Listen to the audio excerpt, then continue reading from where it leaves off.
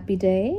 This is the Paradise Unicorn Priestess with day 16 of A Course in Miracles, the Yin translation, where we use female words. This would be January 16th if you are starting at the new year. Alrighty. Today's reading is The Meaning of the Last Judgement. One of the ways in which you can correct the magic miracle confusion is to remember that you did not create yourself. You are apt to forget this when you become egocentric, and this puts you in a position where a belief in magic is virtually inevitable. Your will to create was given you by your Creator, who was expressing the same will in her creation. Since creative ability rests in the mind, everything you create is necessarily a matter of will. It also follows that whatever you alone make is real in your own sight, though not in the mind of God. This basic distinction leads directly into the real meaning of the Last Judgment. The Last Judgment is one of the most threatening ideas in your thinking. This is because you do not understand it. Judgment is not an attribute of God. It was brought into being only after the separation, when it became one of the many learning devices to be built into the overall plan.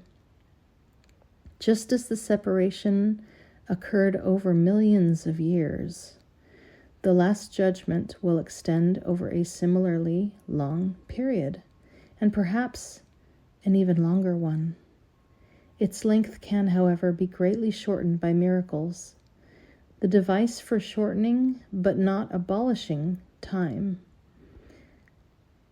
If a sufficient number become truly miracle-minded, this shortening process can be virtually immeasurable. It is essential, however, that you free yourself quickly, because you must emerge from the conflict if you are to bring peace to other minds.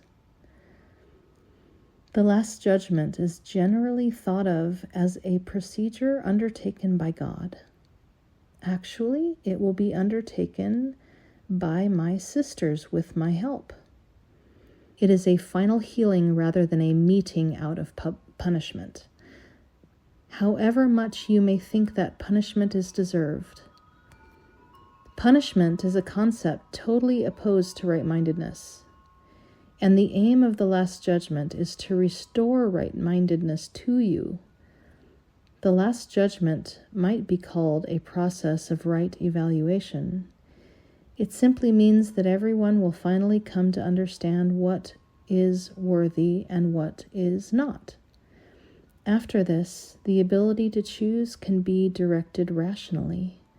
Until this distinction is made, however, the vacillations between free and imprisoned will cannot but continue. The first step towards freedom involves a sorting out of the false from the true. This is a process of separation in the constructive sense and reflects the true meaning of the apocalypse. Everyone will ultimately look upon her own creations and choose to preserve only what is good, just as God herself looked upon what she had created and knew that it was good. At this point, the mind can begin to look with love on its own creations because of their worthiness. At the same time, the mind will inevitably disown its miscreations, which, without belief, will no longer exist. The term Last Judgment is frightening not only because it has been projected onto God, but also because of the association of last with death. This is an outstanding example of upside-down perception. If the meaning of the Last Judgment is objectively examined, it is quite apparent that it is really the doorway to life. No one who lives in fear is really alive. Your own Last Judgment cannot be directed towards yourself because you are not your own creation. You can, however, apply it meaningfully at any time to everything you have made, and retain in your memory only what is creative and good. This is what your right-mindedness cannot but dictate.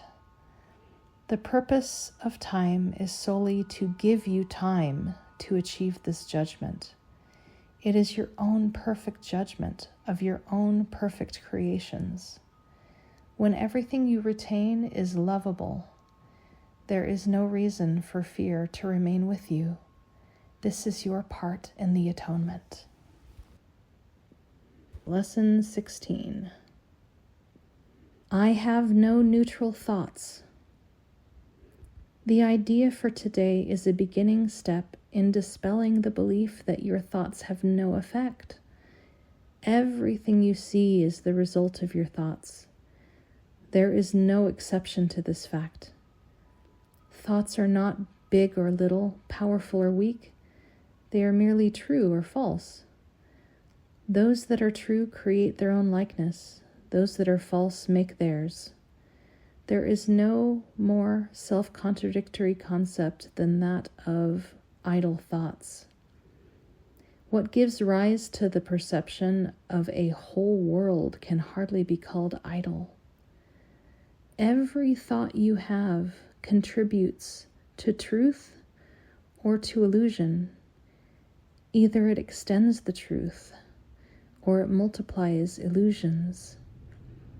You can indeed multiply nothing, but you will not extend it by doing so. Besides your recognizing that thoughts are never idle, salvation requires that you also recognize that every thought you have brings either peace or war, either love or fear. A neutral result is impossible because a neutral thought is impossible. There is such a temptation to dismiss fear thoughts as unimportant, trivial, and not worth bothering about, that it is essential you recognize them all as equally destructive, but equally unreal. We will practice this idea in many forms before you really understand it. In applying the idea for today, search your mind for a minute or so with eyes closed and actively seek not to overlook any little thought that may tend to elude the search. This is quite difficult until you get used to it. You will find that it is still hard for you not to make artificial distinctions. Every thought that occurs to you, regardless of the qualities that you assign to it, is a suitable subject for applying today's idea. In the practice periods, first repeat the idea to yourself, and then as each one crosses your mind, hold it in awareness while you tell yourself, this thought about blank is not a neutral thought. That thought about blank is not a neutral thought. As usual, use today's idea whenever you are aware of a particular thought that arouses uneasiness. The following form is suggested for this purpose. This thought about blank is not a neutral thought because I have no neutral thoughts. 4 or 5 practice periods are recommended. If you find them relatively effortless, if strain is experienced, 3 will be enough. The length of the exercise period should also be reduced if there is discomfort.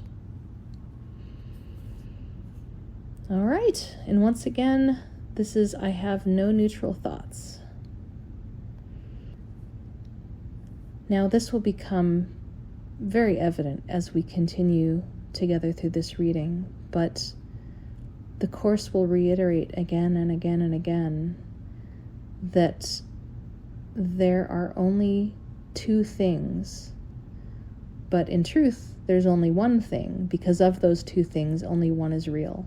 So basically it takes all of the complexity, all of the variety, all of the chaos, and turns it into a binary, and then from binary into just one.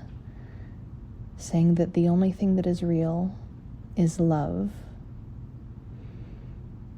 and all that love entails, the safety, the peace, the eternal unchangingness of it, and that is what God actually is. And the Course seems very repetitive. It's basically coming at this same idea from different directions, different perspectives, and having us practice it until we begin to get it, and we begin to use it in our lives and see the benefit of it. All right, happy practicing. I'll talk at you later.